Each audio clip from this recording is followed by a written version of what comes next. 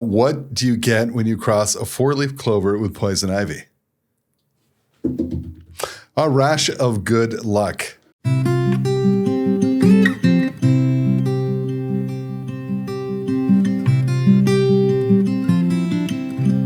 Well, thanks for being here, Mike. So welcome to the What Makes You Smile podcast. And thanks for coming in. And today it was fairly straightforward. We're just going to talk about, you and the world and some stuff that makes you smile.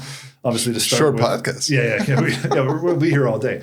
Yeah. And so today, we were talking beforehand, today is really just to have a conversation about the stuff that makes you smile, makes you laugh, makes you you. It's, in some ways, as I've described it, as an antidote to some of the toxicity and the negativity and the complaining that we see in the world. And just a chance for us to sit down and really lean into the stuff that, I think brightens our world. So thank you for coming today and chatting with me. I guess, one thing I want to start with maybe is how we met. And I think, that's an interesting journey that led to some of the conversations yesterday with Wasim and some of the conversations that we'll have down the road with the other guys that are part of our group. But I think this started just like this, you and I having a coffee and chatting.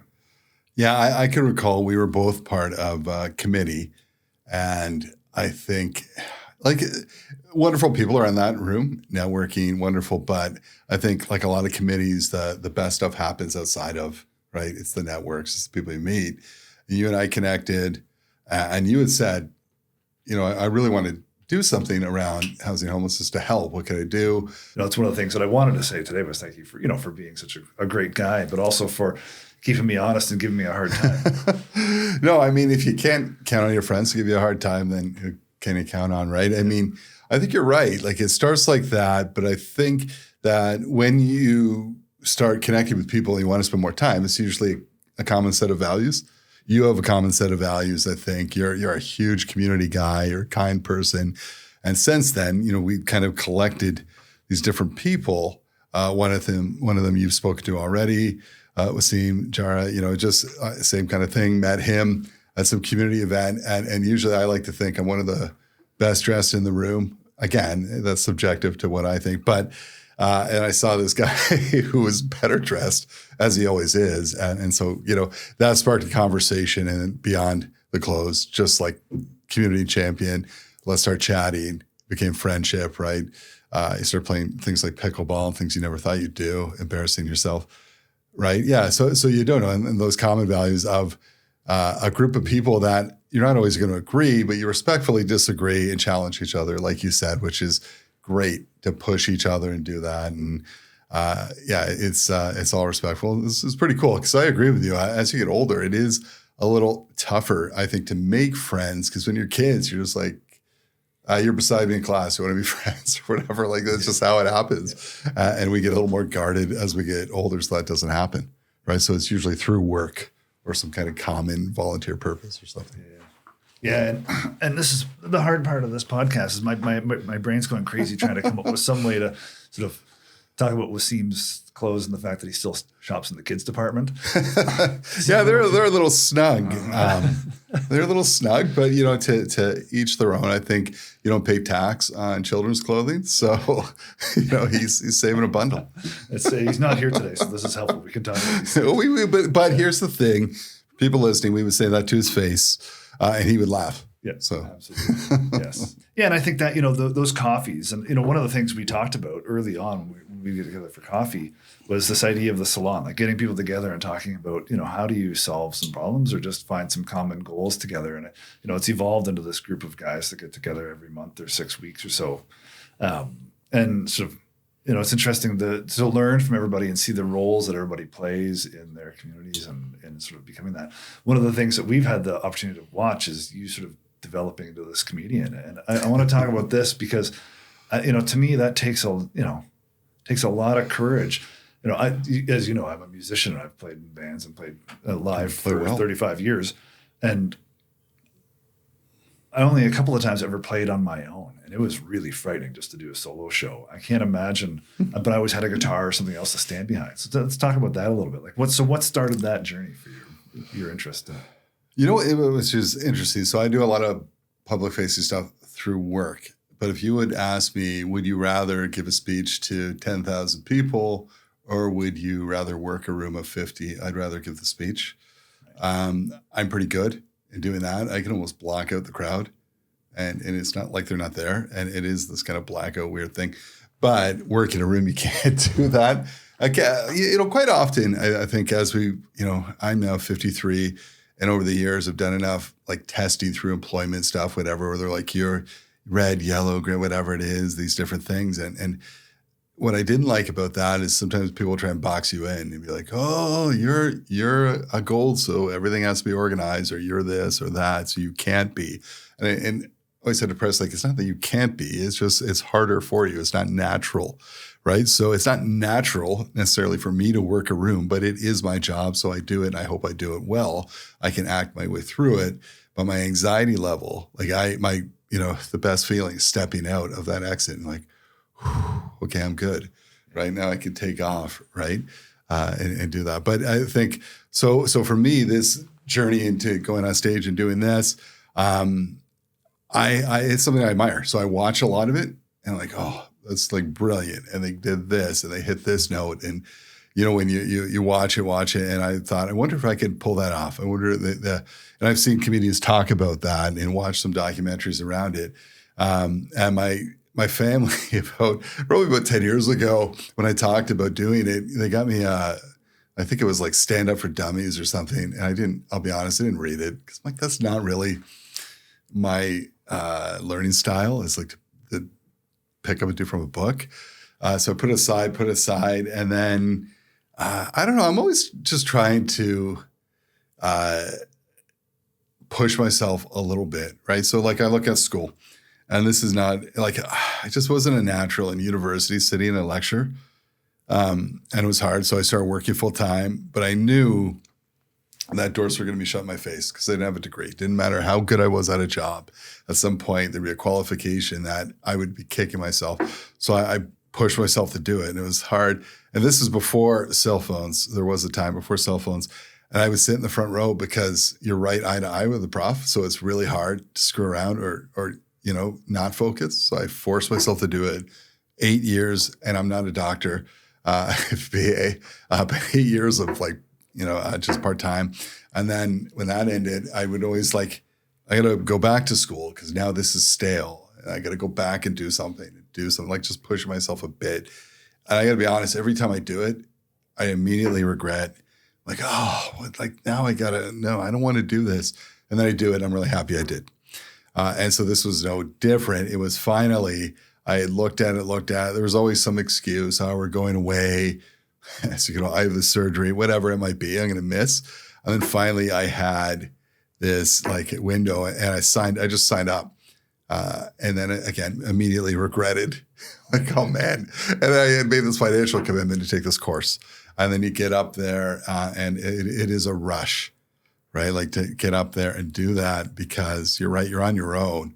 And humor is very subjective. So you don't know if you're going to hit the mark or miss the mark or whatever. And I think it was all right. Right. And that was a lot of fun. And so signed up again and did another set. And that was better because hopefully we get a little better each time. And that's what people had seen both. They're like, oh, you're getting better. Actually, it was kind of funny too. This is insecurities that I have, where someone wrote to me you got a lot better. I'm like, well, that's kind of a compliment, but kind of means I was really bad. But you are what did I expect to get up there and crush it right out of the gate? And there are people that do where you're like, wow, they just, so second time better. And so continue to do it. Right. And for me, sorry, this is super long-winded, but the reasoning behind it a little bit was that it was so different from my day to day. This group of people that get together, comedians are really odd people, me included in that, I consider, but they're really odd people. So it was this weird group of people, which again, it's like going to a Buddhist retreat or something. I have no idea what any of them do for a living, really, unless you ask. But you get together and you're all kind of trying to do the same thing and you're supportive of one another with different humor, different styles, and you become this little comic family. It's kind of fun. Right. So it was just so different and removed from what I do day to day. And I welcome that, especially as you said, you're looking for things to really just lift that cloud in the day to day long Canadian winters and the turmoil we find ourselves in this world. Yeah. And the first thing I'll say is long answers are fine. I mean, I'm not worried about sound bites here. So, this is about conversations, right? Like, and the rest of the stuff sort of disappears. It's just that, I've never asked you that question about, why, I think you've told us a little bit why you got into it, but, there's a couple things in that sort of resonate. One is sort of the tonic for your soul, right? Like this, it's such a, and we've talked, the guys in the band, we've talked about it, is that even last week when we played the place, this one show, the singer was in a foul mood. He was terrible, grumpy. And then afterwards, he felt great, right? And we've all talked about that, where sometimes it's a struggle, like go to rehearsal, but you get there and there's nights where we might play 3 songs. We'll be there 2 hours. And we're just talking and just hanging out. And I don't know anything about what they do for work, but we know each other, and we've known each other for 30 years. But we know that time together is something special, and it really changes your day, and is a bit of a light switch that flips for you. So I can imagine what that's like, and particularly given that it's a creative process. So what does that look like in terms of the ideation, or I know you're doing a lot of that on your own, but when you get there, having on stage, you're up there without a safety net. But in that room, when you're getting ready, you've got that net. What's that like? So if I understand the question too, is so like what we do, like when you're going through the workshop. Oh, the workshop, yeah. So what's funny is you bounce it off different people, which is tougher too, because you really don't know what's going to hit or miss. Like, so because you perform the same set for the same group of people time and time again. So it's not funny if it's not even funny the first time, but if it's not, like, they've heard it, and they're very kind. Right. And they're giving in your workshop, they're like, you know what you should add, or have you thought about? And it's amazing because you're getting notes from some real creative people. And some of the people in the room, you kind of find out through that process, is you're probably a better writer. You're a brilliant writer, but you don't have that natural presence of stage, or you're good on stage, but you're not as quick. Like, some of these people are just brilliant. So it's fun. And then, to get up there, without the net, I like to have, and I notice people do kind of random bits that don't flow. And I would find that really hard, because if you forget, like, where's your next random? And I guess you could just bounce, right? But my story kind of flows, so it's easy. Even if I forget something, no one would know. It just goes into the next, and I'll come up, like, oh, damn, I missed that. But now, like, if I watch back my last set, I'm like, all right, this hit, this did not. I should punch it here. I could do that. I sent it to a pro comedian. And he was like, it's not bad. He said, you need to slow it down. He said, but that will come. He says, like, just because you're nervous, right? Yeah. And we tend to speed up speech and not breathe properly. Yeah. I don't know, like, I would say, like, when you're singing, if you don't breathe properly, it's going to be a big, at some point, right? I can recall doing once using the teleprompter, and teleprompters are weird when you have to read from them. You forget to breathe, like to pause. And all of a sudden you're turning red, and you're like, I got 15 seconds left, and there's this big gasp. So you hate your rhythm, right? Same thing. But I don't know about you when you play music, but it's also nice to see how people feel, right? Like, I think few things transform people. When you see them really into the music and they're enjoying it, and they forgot everything kind of bad in their life, and they're just having a good time. And it's the same thing. I went to a comedy show on Saturday, and people were just laughing. So physically, they were probably exhausted from laughing so hard. And I think of, for that hour and a half, and nothing else mattered. They weren't worried about money or their kids, or like, they were just in the moment of pure joy. Yeah. I've often wondered, music is a shared experience for sure. I think sometimes what I miss out on sort of the bigger one, because I'm really focused on who, the 3 of us or the 4 of us or however many are playing, that the experience that we're sharing, as opposed to with the crowd. Whereas with comedy, it's very much, it's you and this group.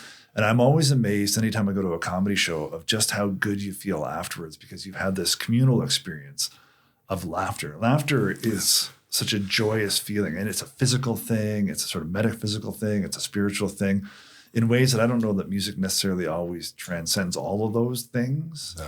So that's got to feed you when you're on stage too. It's sort of driving you forward while you're in it, in that moment. Yeah. I think, what they teach you in that class too is, like they say, speak to what you know. So it is, a lot of good comedy is, can people relate? Yeah. Right? My last one, I talked a little bit about crapping my pants and, like, the fear of that, right? And I did not know so many people would relate to it, but apparently it's a quite human thing to happen. But I think, when I think of music, not turning it back, like comedy kind of does that, but music also, I think when you ask someone, why do you like a song, or why do you, usually is some kind of relationship, something that happened in their life. It brings them back to a certain time, high school or different things, right? It really transcends you. I think comedy is, so it's relatable in that way. And so comedy is relatable, and that happened. I never thought of it in that light, or I've never laughed at myself like that, but it is like that those relatable pieces, right? Or that shock humor of, I can't believe you just said that, that in a funny way. It's not hurtful, right? Yeah. And when I think any of that stuff, like art done well is a mirror on the soul, right? Like whether it's comedy or music or any others. The funny thing, well, first question is, what's it like to stand there and nobody laugh?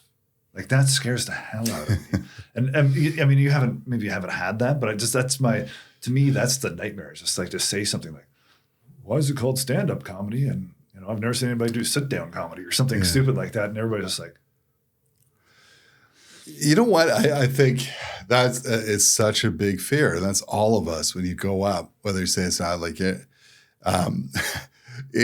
So my last act, I didn't bring water on stage. In the last 15 seconds, my mouth was so dry. I'm like, I'm not going to be able to talk soon. And it was just nerves, right? Although it seemed to be gold, but you're right. And you do think this is going to hit big, and it doesn't. And you move on. And usually what a good comedian will do too is they actually play on the fact that it didn't hit. Like, I'm like, well, say, well, I guess that was a massive failure or whatever. Then people laugh because that's true, right? There's truth in it. So if you're good, you rebound there. But what your instructors tell you a lot in comedy, they're like, the first time you bomb, you want to pack up your stuff and never do this again. And then you get back up there and it's fine. And then you don't even care. And they say you don't care, but you're just kind of whatever. You're just you're rolling through and you're doing that because it is very subjective. It's different. You don't know what those people are going through, what they expect. I saw a headliner on the weekend.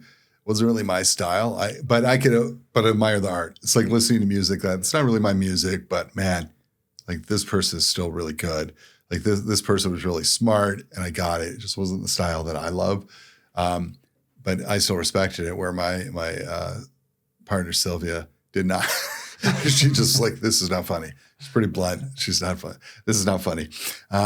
So it is interesting, right? But that bombing, when it's, listen, like a good comedian will recover from that and then make fun of the fact that it wasn't funny either, right? And I saw that. And I think most people, I think what the instructor tells you too is that you had the courage to get up there and do this, where most people wouldn't, in that crowd, would never do it. It's their deepest fear.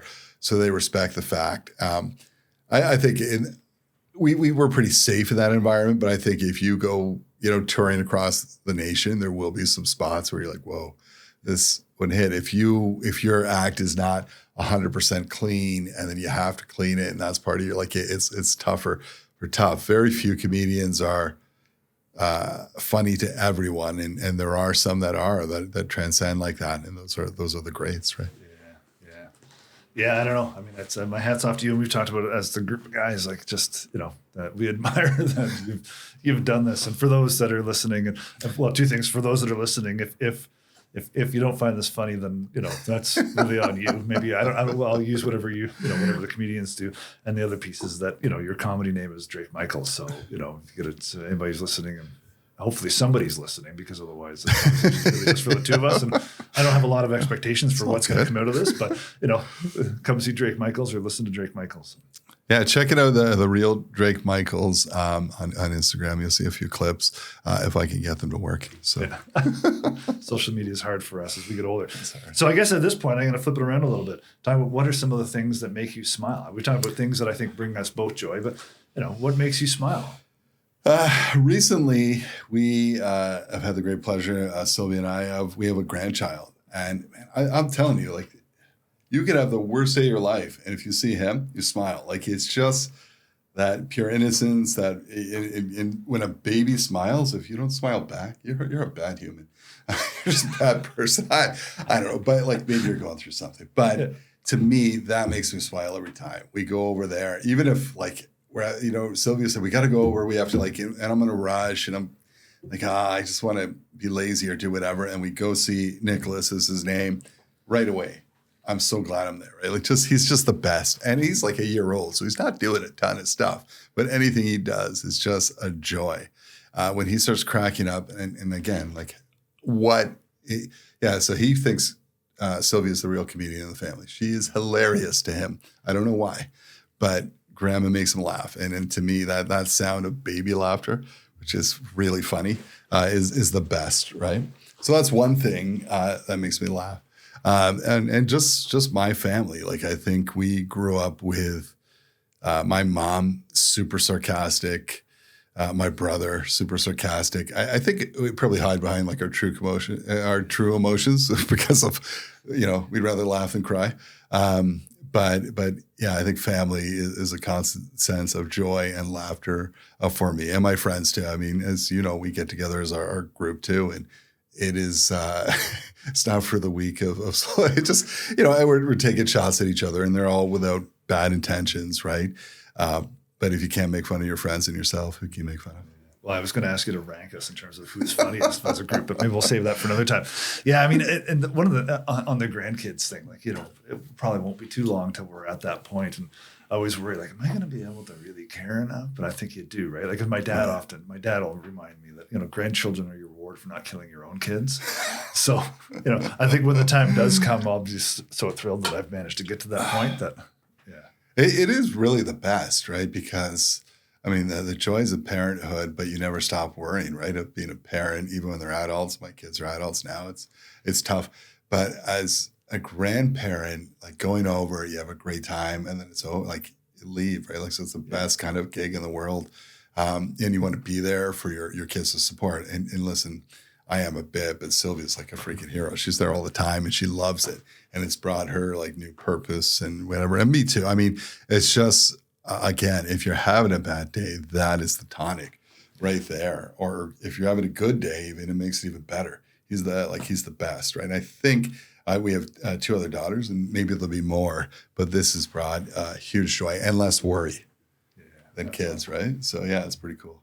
Awesome. Well, that's it. That's that's the podcast. So thank you for coming because part of, as we talked, why I'm doing this is just to talk about the things that make us smile. So thanks for sharing what makes you smile and some of the things that you love doing and the passion you bring to it. One of the things I know about you is that everything you do, you pour your heart and soul into it, whether it's volunteering or your leadership and sort of giving back to the community and comedy and being a grandparent. Certainly, you can see that in how you approach that too, because you lead with your heart and you lead with your soul. So thanks so much for being part of what made me smile today and having this conversation. So. Right back at you. We have to have more of these positive conversations and human interactions. What I like about this too, Daryl, is that we talked about this off air, is that it's in person, it's personable. We've got kind of common people we know that are really focused on those, talk to strangers, human interaction, that kind of stuff that we've lost a lot of in this world. And this podcast is another way of bringing joy back, talking about what makes you smile. So I so appreciate you having me on and for doing this, bringing a little joy into people's life. Yeah, awesome. Thanks, Mike.